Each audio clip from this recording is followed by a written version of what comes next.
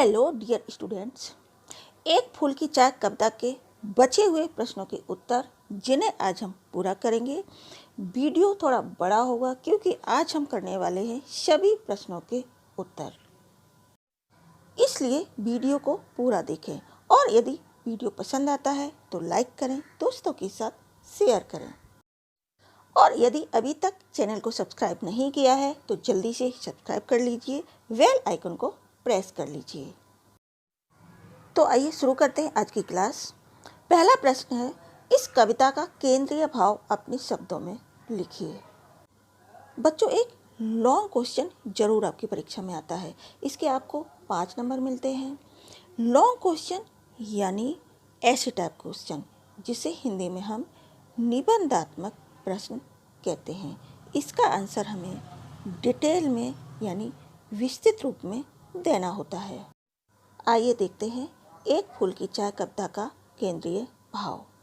सियाराम शरण गुप्त की एक फूल की चाय एक प्रसिद्ध लंबी कविता है। यह पाठ उस कविता का एक अंश है। यह कविता समाज में व्याप्त अस्पृश्यता या छुआछूत की समस्या को चिन्हित करती है। यह समस्या आज भी हमारे समाज में किसी न किसी रूप में व्याप्त है। महामारी की चपेट में आई एक अछूत कन्या सुखिया की अंतिम इच्छा है कि वह देवी माँ के प्रसाद के रूप में एक फूल को प्राप्त करे। पिता अपनी कन्या की इस इच्छा को कैसे टाल देता? उस अछूत पिता ने सभी तरह के प्रतिबंध के बावजूद मंदिर में आराधना करने तथा देवी का प्रसाद पाने की ठान ली। वह मंदिर पहुंचा तो मंदिर के पुजारियों को यह बात अच्छी नहीं लगी। उन्होंने कानून के द्वारा उस दलित पिता को कैद करवा दिया और उसे 7 दिनों का कठोर कारावास मिला। वह अपनी मृत प्राय बच्ची सुखिया के बारे में बताता रहा, परंतु किसी ने उसकी एक न सुनी। अंततः उसे सजा भुगतनी पड़ी। जब वह कारावास से छूटा तो उसे अपनी कन्या की चिंता हुई।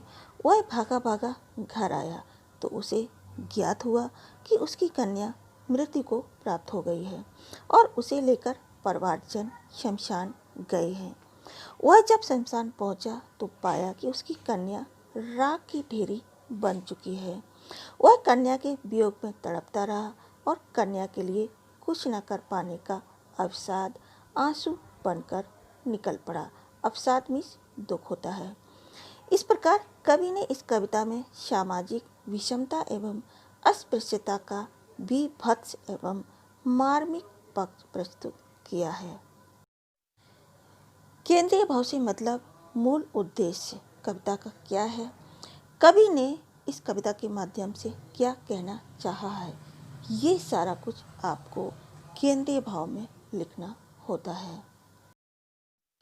प्रश्न नंबर 2, निम्नलिखित पंक्तियों का आशय स्पष्ट करते हुए उनका अर्थ सौंदर्य बताइए। इसके अंतर्गत का ख गा करके 4 प्रश्न दिए हैं। अब हम इन्हें बारी बारी से करेंगे। प्रश्न संख्या का है, अविश्रांत वर्षा करके भी आंखें तनिक नहीं रहती। इसका आशय है, कन्या की इच्छा को पूर्ण करने के लिए दलित पिता मंदिर में प्रवेश कर गया। फलतः उसे इस दुस्साहस के लिए 7 दिनों के कारावास की सजा दी गई। कन्या मरणासन अवस्था में है और पिता उसकी अंतिम इच्छा पूर्ण कर पाने में विवश, इसलिए उसकी आंखों से आंसुओं की धारा लगातार बह रही है। आंसुओं से उसकी आंखें खाली नहीं हो रही हैं, अर्थात वह अपनी कन्या की मृत प्राय स्थिति से बेहद दुखी है। नेक्स्ट, बुझी पड़ी थी चिता वहां पर, छाती धधक उठी मेरी। पिता कारावास की सजा काटने के बाद अपनी कन्या की दशा जानने के लिए व्याकुल हो उठा। वह बदे बादशाह घर की ओर भागा। घर पहुंचकर ज्ञात हुआ कि कन्या को परिवारीजन शमशान ले गए। वह रोता बिलखता शमशान पहुंचा, जहां कन्या का शरीर राख की ढेरी में बदल चुका था।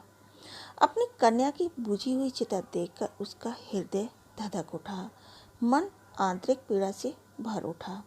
अपनी कन्या से अंतिम समय न मिल पाने का दुख उसकी अश्रुपूरित आंखों में स्पष्ट दिख रहा था।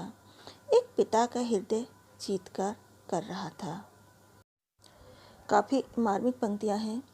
इस तरह का दुख, दर्द, वेदना जिस व्यक्ति पर गुजरता है वही समझता है, लेकिन एक अच्छा पाठक वही है जो दूसरे के दुख को महसूस कर सके, समझ सके, उसके भाव की अनुभूति कर सके। हाय वही चुपचाप पड़ी थी, अटल शांति सी धारण कर। कवि ने एक पिता की वेदना को व्यक्त करते हुए लिखा है कि पिता सोच रहा है कि जो मासूम कन्या एक पल के लिए कहीं ठहरती न थी, हर पल खेलना कूदना लगा रहता था, आज वही चंचल कन्या महामारी की शिकार होकर अचेत सी पड़ी है, चुपचाप।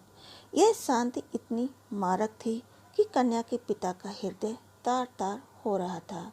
उसने अपनी खेलती कूदती चंचल कन्या को इतना शांत कभी नहीं देखा था। पापी ने मंदिर में घुसकर किया अनर्थ बड़ा भारी। कवि ने यहाँ सामाजिक विभेद का ऐसा प्रसंग उठाया है जिसके केंद्र में छुआछूत है। मंदिर में अछूतों का प्रवेश निषेध था, लेकिन अपनी मरणासन कन्या की अंतिम इच्छा को पूर्ण करने के लिए एक अछूत पिता मंदिर में देवी के प्रसाद के रूप में फूल लेने गया तो मंदिर एवं धर्म के ठेकेदार पुजारियों ने इसे अपना और मंदिर का अपमान समझा। उनके अनुसार एक अछूत ने मंदिर में घुसकर पाप किया है। उसने चिरकाल से चली आ रही तथा कथित मंदिर की पवित्र परंपरा को नष्ट भ्रष्ट कर दिया है। वह पापी है, अतः उसे दंड मिलना चाहिए। बच्चों, धर्म, जाति, समाज ये सब इंसानों के बनाए हुए हैं। भगवान तो सभी को एक नज़र से देखते हैं। उनकी नज़रों में तो छोटा बड़ा, ऊंच नीच, गरीब अमीर सब एक समान है, लेकिन इंसानों ने कुछ उसूल बनाए हुए हैं जिन्हें हम सबको मानना होता है, और जो नहीं मानता उसे दंड भोगना होता है। Thanks for watching this video. शुक्रिया।